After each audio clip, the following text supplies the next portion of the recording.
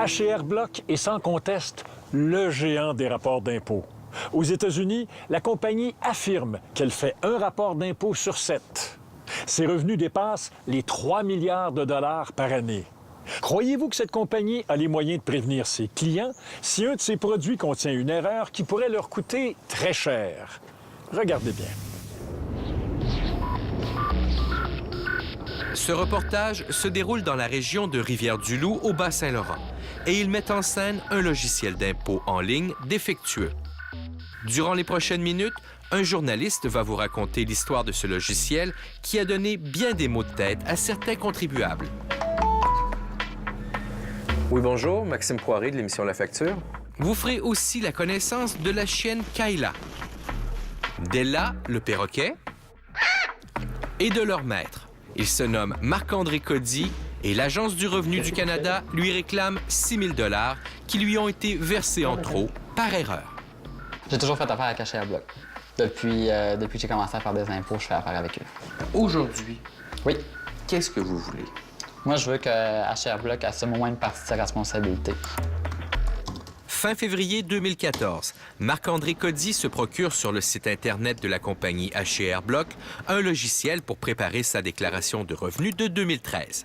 Moi, j'ai acheté le logiciel sur le site de HR Block. J'ai eu une clé d'activation par courriel que j'ai payée. Puis ensuite, le logiciel était débarré, on pouvait faire nos déclarations. Marc-André Cody travaille comme ambulancier et poursuit des études universitaires en administration. Pour l'année 2013, le logiciel d'HR Block lui indique qu'il va toucher un retour d'impôt de plus de 9 000 $. Surprenant, mais pas invraisemblable, puisqu'il avait droit à de nombreux crédits d'impôt. Quand j'ai vu que les gros montants étaient gros, j'ai repassé ma déclaration complète, j'ai regardé si les bons montants étaient dans la bonne case, j'ai refait des calculs. Puis c'est un logiciel aussi qui voit les erreurs, fait qu'il analyse tout au complet. Si jamais tu as oublié une adresse ou quelque chose, il te le dit à la fin d'aller remplir ces cases-là. Tout semblait normal. Fait que tout semblait normal, puis j'ai revérifié deux choses, fait que tout était correct. Peu de temps après avoir envoyé sa déclaration, l'Agence du revenu du Canada lui fait parvenir son retour d'impôt de 9 000 $. Il l'encaisse et en profite pour rembourser son prêt étudiant. Fait que moi, j'ai tout envoyé ça à la banque pour payer mes prêts. 10 mois plus tard, en décembre 2014, c'est le choc. L'Agence du revenu du Canada lui envoie un avis de nouvelle cotisation. Après vérification, l'agence a découvert une erreur dans sa déclaration de revenus et il doit maintenant rembourser 6 000 $. Une somme qu'il devra sans doute emprunter. Moi, 6 000 $, je trouve ça un petit peu dur à avaler avant les fêtes, là, rembourser. La cause de son malheur, c'est le logiciel en ligne d'HR Block.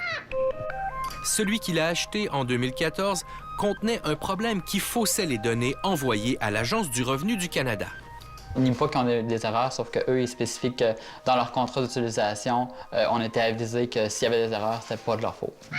C'est comme s'ils me diraient on te vend une voiture, mais on ne garantit pas qu'elle va fonctionner.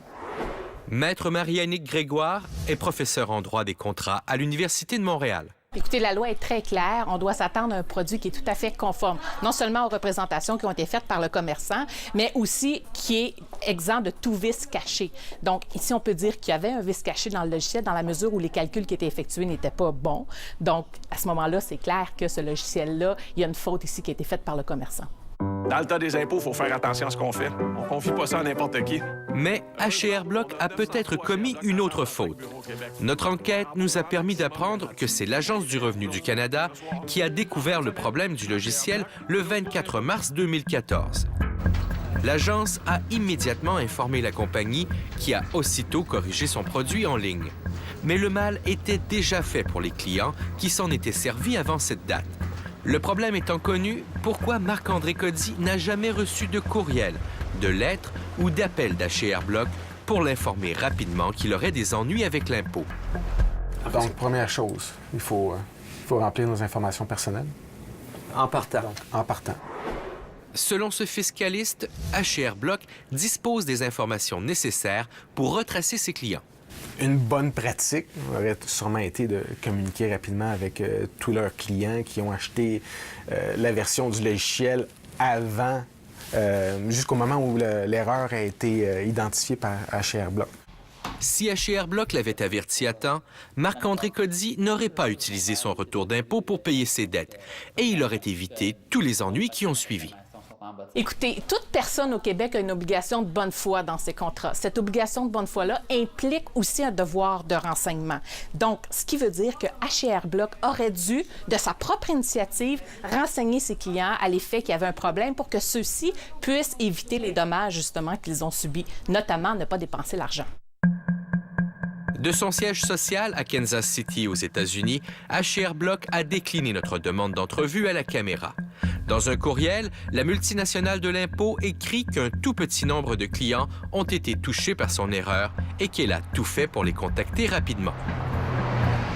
Peut-être, mais le cas de Marc-André Cody n'est pas unique. D'autres clients d'H&R Block nous ont dit avoir vécu la même situation et eux aussi n'ont jamais été contactés par la compagnie. Merci d'appeler le soutien à la clientèle de H&R Block. Marc-André Cody va payer sa dette de 6 000 $ auprès de l'Agence du revenu du Canada. Maintenant, peut-il être dédommagé pour l'erreur d'H&R Block? Jusqu'à présent, la compagnie a accepté d'offrir une compensation aux clients qui se sont plaints pour payer les intérêts et les remercier de leur patience. Je suis quand même prêt à comprendre qu'on a été un peu naïf dans cette histoire-là et tout ça, mais j'aimerais ça qu'ils prennent au moins leurs responsabilités. Marc-André Cody a reçu un chèque de 680 $ d'H&R Block. Il croit que ce n'est pas assez.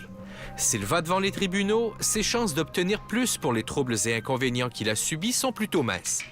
On n'est pas aux États-Unis ici, on est au Québec. Donc, les sommes qui sont accordées à ce titre-là sont vraiment minimes. Il n'y a pas personne qui va aller chercher la lune avec ces montants-là.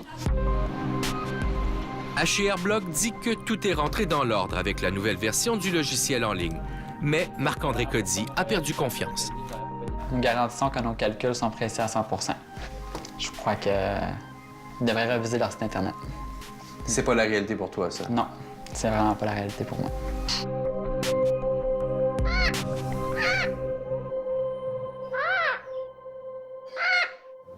La facture a eu connaissance de 4 histoires semblables. Après avoir reçu de généreux retours d'impôts, des clients de H&R Block ont dû les rembourser. Et dans les 4 cas, les clients n'ont jamais été prévenus par la compagnie d'une erreur possible dans son logiciel d'impôt. Selon la loi canadienne, que vous fassiez affaire avec un comptable ou que vous utilisiez un logiciel d'impôt, en cas d'erreur, c'est vous qui payez les pots cassés.